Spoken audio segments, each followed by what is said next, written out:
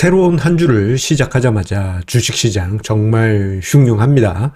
자, SG 창구발로 해서요. 몇몇 종목에 거의 투매성의 매물이 쏟아졌고, 그로 인해서 오늘 장 마감까지 8개 종목이 하한가까지 밀려 내려갔고요. 그리고 CJ와 같은 종목 같은 경우에는 장 초반에 하한가에 준하는 급락이 발생하기도 했습니다. 아찔하죠. 그런데 이게 일부 종목으로 그친 게 아니고요. 종목 전반으로 해서 시장 전체적으로 나타나다 보니 투자자들 입장에서는 불편하지 않을 수 없고요. 특히 이번 이슈가 빅투자금, 어떻게 보면 이제 좀 넓은 광의로 보자면 레버리지 투자 자금하고 밀접한 연관이 있다라고 하죠. 그에 따른 긴장 국면이 지금 커지고 있습니다. 자, 오늘 증시 토크에선 오늘 월요일부터 해서 정말 짱돌 매물을 던진 SG 사태에 대해서 알아보고요.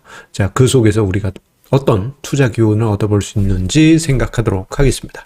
구독, 좋아요, 알림 설정과 함께 증시 토크 시작하도록 하겠습니다. 자, SG 창구의 외국계 창구입니다. 외국계 증권사 소시에테 제네럴이죠. SG 창구로 해서 오늘 여러 종목에 거의 투매 성격의 매물이 등장을 했고요. 앞서 언급드린 대로 장 초반에 CJ 같은 경우 하한가까지 밀려 내려갔다가 그래도 얘가 규모가 있는 회사다 보니 반등이 나오면서 낙폭을 줄이긴 하긴 했어요. 하지만 그 외에 세방이라든가 삼천리, 대성홀딩스, 서울가스 등과 같은 CJ보다 좀 작은 규모에 있는 기업들 같은 경우 주가가 하한가까지 밀리는 정말 쇼킹한 상황이었고요. 그리고 하한가에도 매도 잔고가 쌓여가지고 이게 체결이 제대로 되지 않는 그런 상황이 발생했습니다. 와, 그러다 보니까 투자자들 입장에서는 이게 그냥 한 종목으로만 그친 게 아니고요. 시장 전체적인 부담, 심리적으로 부담 요인이 될 수밖에 없었던 것이죠. 지금 화면상에 앞서 언급드린 하한가에 들어간 종목 중 하나, 제가 이제 현재가를 캡처해 봤는데요. SG증권이 매도 상위 1순위에 있었고요. 그 외에 지금 여기 하한가에 들어가 있는 애들이 애들의 SG증권 매도 순위가 탑5 안에 다 들어가 있습니다. 그만큼 자, 오늘 주식시장에서 SG 창구발 혼란이 개별 종목에 악영을 줬고, 그리고 이것이 시장 전체적으로 심리적인 부담을 안겨주게 됩니다. 자, 그런데 왜 이게 시장 전체적으로 부담 요인이 되었느냐? 함께 생각을 해보도록 할게요. 어쩌면 이게 가장 큰 이유일 것 같아요. 지금 시장에서는 여러 가지 이야기가 돌고 있는데, 그 중에 핵심 포인트를 3가지 뽑아보게 되면요. 가장 먼저 언급되는 게 이겁니다. CFD 반대매매다라는 썰. 이거 뉴스가 나와봐야지 확정적이다 할 텐데 이건 썰입니다. 썰. CFD 반대매매다라는 이야기가 있습니다. CFD 같은 경우에는 거액자산가, 이게 전문 투자자분들 대상으로 하죠. 이게 이제 소액 자금으로 엄청난 레버리지 투자를 하는데, 요게 이제 국내 금융회사에서는 이 레버리지를 커버하기가 어려우니까 이제 외국계 금융회사하고 이제 뭔가 계약이 있는 것으로 합니다. 그런데 이게 반대매매가 발생하면 자연스럽게 외국계 금융회사에서 반대매매가 발생하게 되는 거고, 이게 SG를 통해서 나온 거다라는 썰이 있습니다. 한번 볼까요? 이거 지금 화면상에 어떤 종목, 오늘 하한가 들어간 종목인데, 너무 가파르게 하락을 했다 보니, CFD 반대매매라는 썰이, 일면 이유는 되는 것 같습니다. 보통 반대매매하면 그냥 하한가로 쫙쫙, 매물을 집어 던지잖아요. 이런 부분이 조금 있는 것 같고요.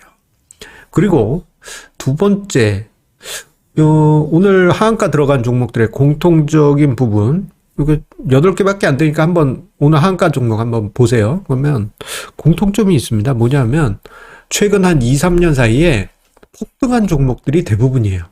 10배? 몇 배?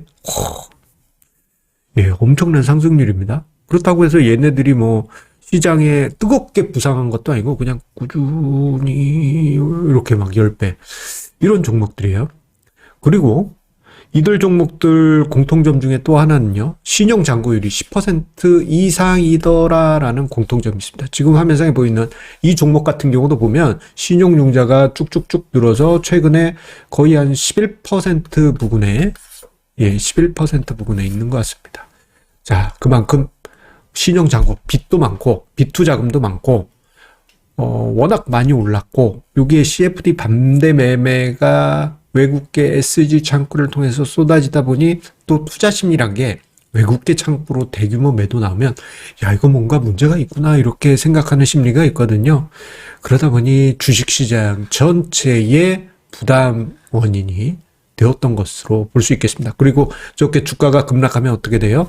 다른 종목 팔아서 증거금 메워야 되는 그런 투자자들이 늘기 때문에, 그리고 다른 종목 팔아서 그 종목의 주가가 하락하면 그 종목을 비투하고 있는 투자자 입장에서는 또 다른 데서 종목을 팔아서 증거금을 마련해야 되는 이러한 악순환이 오늘 장중에 순간적으로 발생한 것으로 보입니다. 자, 그런데요, 한편 이러한 게 있어요. 뭐 지금 돌고 있는 썰에는 CFD 반대 매매다라는 썰이 있는데, 그러기에는 좀 뭐가 애매해요. 왜냐면요, 반대 매매라고 한다면 주가가 이렇게 훅 빠진 다음에 야, 증거금이 미달됐으니까요, 여러분들 피카프리오 하세요라는 게 이제 반대 매매잖아요. CFD가 워낙 레버리지가 크다고 하니까 뭐 이제 주가가 빠지면 그럴 수 있는데, 지난주 금요일까지만 하더라도요, 지금 여기만 이렇게 지우고 보세요. 주가가 탄탄했어요. 반대 매매라고 하기에는 조금 이상한 부분이, 미심적인 부분이 좀 있습니다. 그래서 이건 저의 추정이에요. 추정. 예, 추정이라는 거를 강조해야 되겠네요. 추정입니다. 추정. 예, 저의 추정입니다. 제가 추정하다 보니까 이런 생각이 들더라고요. 뭐 이거 정답은 아닙니다. 첫 번째로는요, 뭔가 내부적으로, 어떤 내부적으로? 금융회사, 외국계 금융사 내부적으로 뭔가 규정이 급하게 바뀐 거 아닐까? 예, 이런 생각을 해볼 수 있어요. 뭐, 증거금 관련한, 여러 가지 규정이 있을 수 있잖아요. 그걸 갑자기, 야, 이거 지금 뭐 뭔가 문제가 있을 수도 있으니까, 빨빨빨빨빨빨, 뭐, 타이트하게 해라. 뭐 이런 식으로 바뀌고, 그걸 오늘 전격적으로 적용했다면, 저렇게 금매가 쏟아질 수도 있죠. 예. 그리고 반대 매매 같은 경우에는 인정사정이 없기 때문에 그럴 수도 있을 수도 있겠습니다. 자, 그런데 또 한편으로 이렇게 생각할 수 있잖아요. 거대 자금, 펀드라든가, 예, 거대 자금, 펀드 등등, 예, 볼 수 있겠는데, 그 자금들이 포트폴리오 재편일 수도 있잖아요. 포트 재편하면 개별 종목 단위 급등, 급락 나오니까요. 그런데 포트폴리오 재편할 때는요, 하루 만에 하지는 않습니다. 왜냐, 이 운용력들이 바보가 아니잖아요. 빠가사리가 아니잖아요. 그래서 이게 분할해서 세팅해요. 예, 하루에 몰아서 하지 않고, 하루에 몰아서 하라고 한다면 좀, 예, IQ를 의심하지 않을 수가 없어요.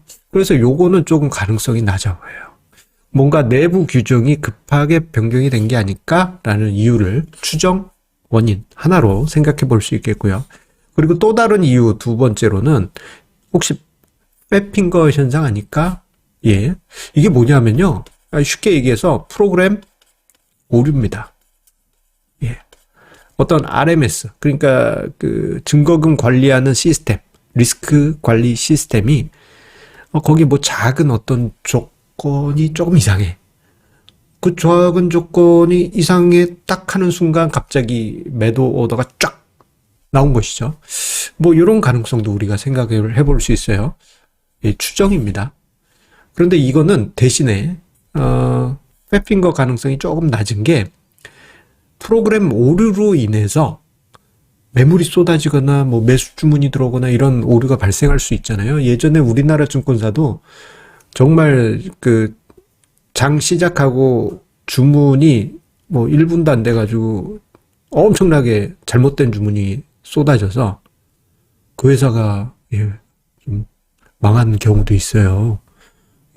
그런데 이런 게 있습니다. 그런 상황이라고 하더라도 프로그램 오류다, 팻핑거 현상이 벌어졌다. 그러면요, 빨리 주문을 취소합니다. 주문을 취소하고 반대쪽 방향으로 이제 주문을 걸겠죠. 되사드린다든가. 그런데 그게 아니고 오늘 장 마감까지 하한가 딱 걸려 있었단 말이에요. 팻핑거일까? 가능성은 일부 있겠지만 조금 애매한 부분도 분명히 있습니다. 그냥 저의 추정입니다. 자, 마지막으로 뭐 일각에서 음모론 좋아하시는 분들이 언급하는 건데, 여러분들 음모론에 관해서는 일단 전제를 깔고 가셔야 될 게, 모든 거는요 음모론을 딱 논리에 끼워 넣는 순간 모든 논리가 맞아떨어지는 것처럼 보입니다. 음모론. 뭐 지구가 왜 뺑뺑 돌지? 외계인이 뺑글뺑글 돌릴지도 몰라. 뭐 이런 거 말이 되는 것 같잖아요. 대신에 우리는 외계인을 본 적은 없지만 엄청난 존재이기 때문에 가능할지 몰라. 뭐 이런 식으로 음모론은 모든 것을 맞다고 그렇게 착각하게 만들죠. 그래도 한번 뭐 이런 뭐 가능성도 생각하신 분이 계신 것 같아요. 뭐냐면은 혹시 외국계 어떤 증권사나 뭐 금융사에서 뭔가 위기가 발생한 거 아닐까? 그래서 내부적으로 뭔가 위험하니까 현금을 빨리 확보해야 된다. 뭐 이런 식의 뭐 내부적인 상황이 아닐까라는 그런 카더라도 생각해 볼 수 있겠죠. 이건 물론 다 추정입니다. 무엇이 맞을지는 몰라요. 다만 확실한 것은 CFD 때문이라고 하기에는 너무 주가가 탄탄했기 때문에 좀 여러 가지 가능성도 생각해 보지 않을 수 없어요. 아마 장 마감 후, 오늘 오후나 저녁 정도에 아마 이 관련된 뉴스가 나올 것 같은데, 거기서 이제 어떤 말들이 오가는지, 거기 이제 봐야 되겠습니다만, 참 신기한 일이긴 합니다. 자, 그런데요, 이번 이슈를 통해서 우리가 생각해 볼 부분이 있습니다. 뭐냐면요, 지금 현재 주식시장은 B2 수준이 과도해요. 이거 자주 이야기 드렸죠? 뭘로 이야기 드렸습니까? 예탁금 대비 신용융자 금액 비율로 해서 자주 이야기 드렸어요. 거의 40%, 뭐 아직 넘진 않았지만 왔다 갔다 하고 있잖아요. 그러니까 저 정도 되면요, 우리 옛날 노래 선대면 턱하고 그 노래 있잖아요. 그것처럼 턱하고 터질 수가 있습니다. 민감할 수밖에 없어요. 그러다 보니까 어떤 외적 수급 변수로 인해서 어떤 증시, 어떤 시장 한 켠이 왜곡됐다 그러면 멀쩡한 종목까지도 급락하는, 오늘 나타났잖아요. 이런 일들이 벌어지게 됩니다. 허무하게 쭉쭉쭉 빠지는 종목, 내 종목 왜 이래? 뭐, 말도 안 되는데? 난 좋은 종목 샀는데? 이런 일들이 벌어지게 돼요. 자, 그러한 현상이 산발적으로, 오늘은 이쪽에서, 내일은 저쪽에서 이렇게 발생해도 전혀 이상하지 않습니다. 물론 시장이 이러다가 다시 올라갈 수 있어요. 시장 전망은 할 수는 없습니다. 다만 우리가 생각해 봐야 될 게, 제가 이번 봄 증시 토크, 이번 봄 시장, 그리고 배당금 들어올 때 어떤 이야기를 자주 드렸습니까? 반등을 이용해서 자산 배분 전략이 있는 분은 리밸런싱 한번 하시고, 자산 배분 전략 없는 분은 자산 배분 전략 세팅해서 안전자산을 일부 확보하라라는 이야기를 드렸어요. 뭐 100% 현금이 아니고 일부라도. 그게 있다면, 뭐 만약에 원치 않는 상황이 발생했을 때 주식시장에서 우리의 생존력을 높일 수가 있습니다. 생존력을 높일 수가 있어요. 자, 이러한 부분을 생각해 보시고, 그리고 배당금, 제가 성급하게 집행하지는 마시라고 이야기 드렸잖아요. 그 이유가 뭐겠습니까? 나는 안전자산 확보할 마음의 여유가 안 돼요. 그러면 배당금 들어온 거 잠깐 파킹해 두면 되잖아요. 버퍼로서. 우리 자동차 범퍼처럼, 그렇게 가지고 있다면, 뭐, 시장이, 뭐, 요동치고, 우리의 마음을 뒤숭숭하게 하고, 뭐, 오늘은 SG, 내일은 뭐, 딴 데, 모건 스탠리, 뭐, 거의 뭐 여러 가지가 나올 수도 있는데. 골드만삭스 등등. 뭐 전혀 예상치도 않는 데가 뭐 말썽을 부린다 하더라도 우리는 담담하게 생존하면서 투자를 이어갈 수 있을 것입니다. 이거는 뭐 원래 주식시장이란 게 있다 보면요 별별 일 다 있습니다. 예. 오늘 증시 해프닝을 보시면서 예. 너무 크게 신경 쓰지 마시고 예. 담담하게 이겨내시기 바라겠습니다. 감사합니다.